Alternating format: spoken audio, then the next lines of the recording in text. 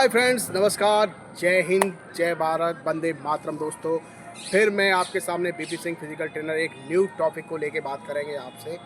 दोस्तों, हमारे यहाँ 3 सेनाएं उपस्थित हैं: जल सेना, थल सेना और वायु सेना। तो दोस्तों, थल सेना जो है बहुत ही स्ट्रांग है, और दूसरी बात मैं आपको बता देता हूँ, जल सेना उससे भी ज़्यादा स्ट्रांग है।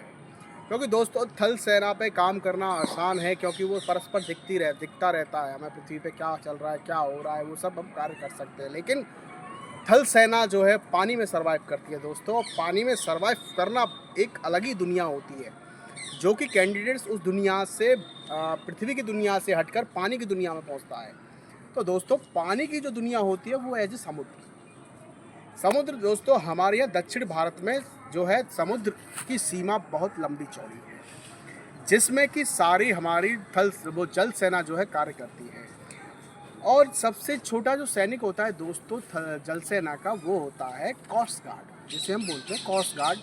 कोस्ट गार्ड की ड्यूटी जो होती है बहुत ही डिफिकल्ट ड्यूटी होती है दोस्तों। लेकिन उसे ट्रेनिंग के बतौर इतना मजबूत बनाया जाता है उस कैंडिडेट को, कि वो अकेला 50 किलोमीटर तक तैरने की क्षमता रखता है अपने अंदर। दूसरा, वो 2 किलोमीटर के एरिया में अपनी ड्यूटी को देता है। तो दोस्तों, उसके लिए इतना हार्ड वर्क होता है उस समय ड्यूटी करना। पानी के अंदर ड्यूटी करता है, वो पानी के अंदर रहने की क्षमता होती है। 20 मिनट वो अपनी सांस को रोकने की क्षमता में पारंगत हासिल होता है दोस्तों।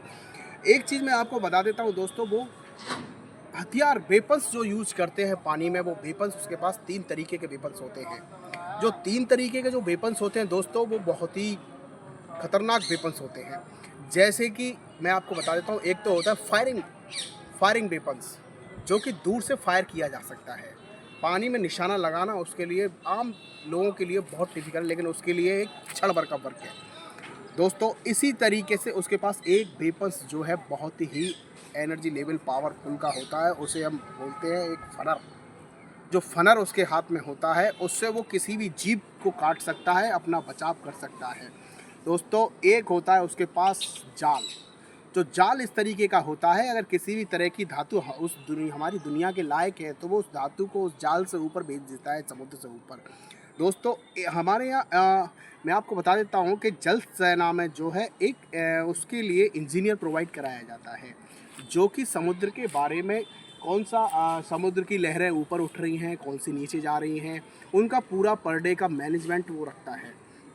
जो मैनेजमेंट जो रखता है दोस्तों, तो मैनेजमेंट में क्या होता है, वो ये पता लगाता है कि ज्वार भाटा कैसे ऊपर आ रहा है, जा रहा है, क्या चल रहा है, प्रतिक्रिया क्या हो रही है समुद्र की, और आने वाले समय में क्या प्रतिक्रिया रहेगी 24 घंटे के अंदर।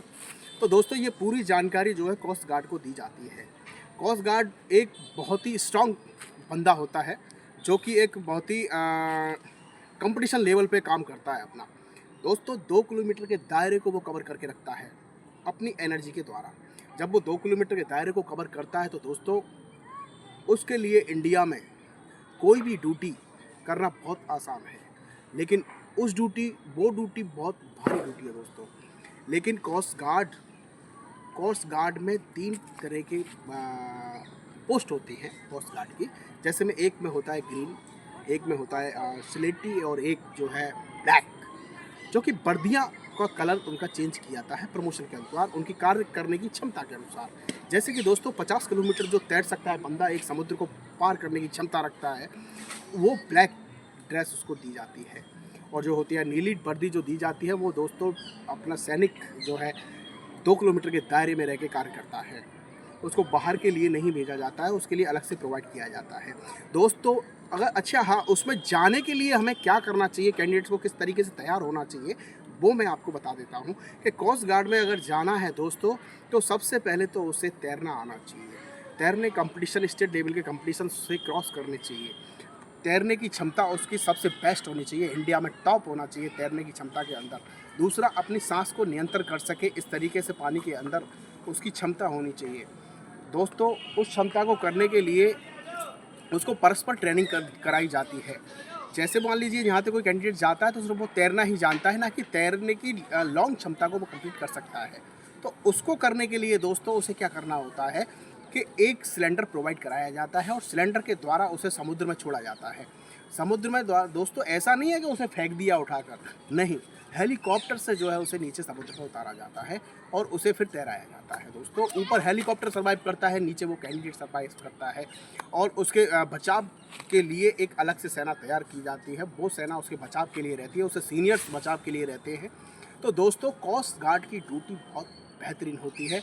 अगर कोई बंदा उसमें जाना चाहता है तो सबसे पहले उसे तैराक में कंप्लीट होना पड़ेगा। 20 किलोमीटर 10 किलोमीटर उसे तैरने के कंपटीशंस क्रॉस करने पड़ेंगे, तब जाके वो दोस्तों उसमें जा सकता है।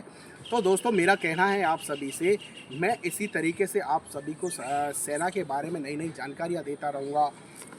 दूसरा हर सेना में जाने के लिए कैसे जाया जाता है, कितनी कितनी सेनाओं में क्षमता होती है।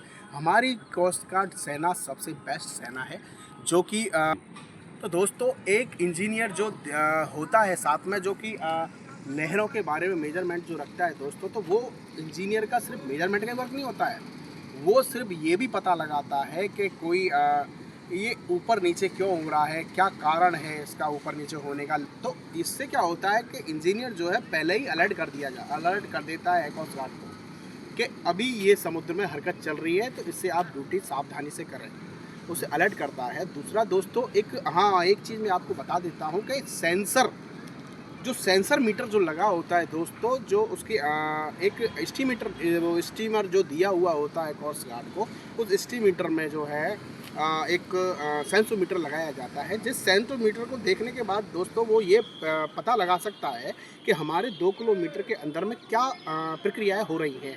कोई आतंकवादी अंदर तो नहीं आ रहा भारत के लिए, या फिर कोई ऐसी कोई कार्यकारिणी तो नहीं हो रही है जो भारत को नुकसान पहुंचा सके। तो वो पहले जो है सिग्नल दे देता है वो मीटर। सेंसोमीटर जो है उसके स्टीमर में लगा होता है दोस्तों। वो